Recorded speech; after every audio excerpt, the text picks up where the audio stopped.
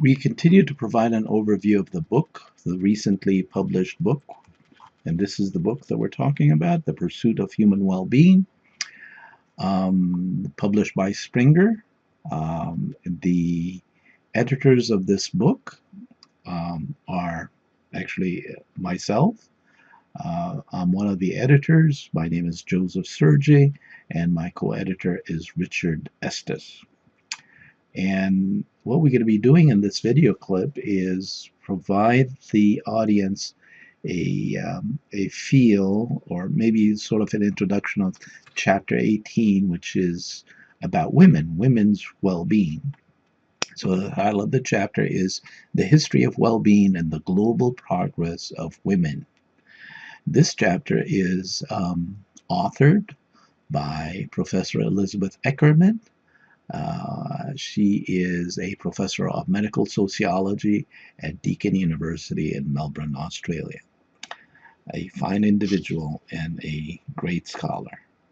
Okay, on that note, allow me to read to you the introduction, and that would give you a good sense of what the chapter is about.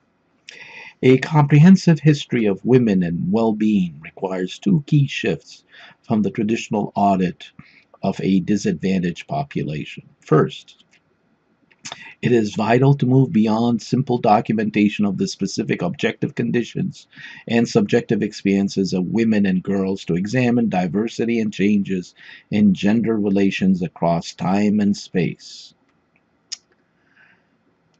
Second, we must acknowledge that women and girls are not just victims of negative power, but also have constitutive power themselves as active agents in both their own and others' lives.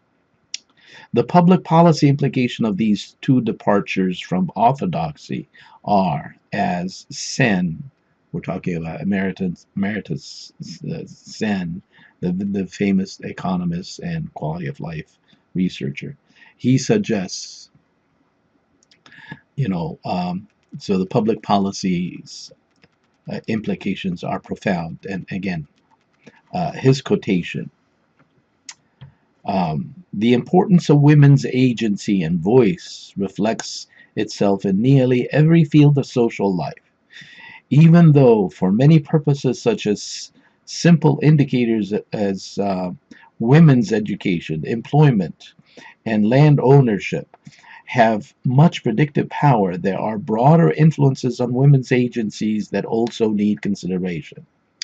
It is necessary to widen the focus from women's well-being seen on its own to women's agency.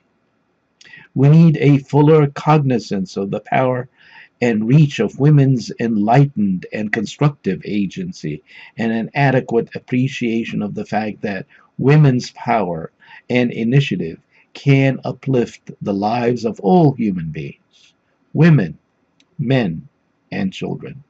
End of quote. Examination of the history of well-being research reveals a largely disembodied and gender-neutral understanding of the human condition. Even Aristotle, in his exploration of the concept of happiness, overlooked gender as a key variable, other than representing women as irrational beings. My goodness. Sex socialization and gender socialization have only been regarded as significant differentiators of quality of life and well-being experiences in the past 2 decades. This situation can largely be attributed to an earlier dearth of conceptual sophistication about the subtler role of gender socialization in framing human experiences, and the consequent lack of perceived need to develop measures to sex disaggregate and gender analyze quality of life findings. Furthermore, early accounts of the history of gender relationships in non-Western contexts were largely written by Western, albeit female anthropologists, for example, Ruth Benedict and Margaret Mead.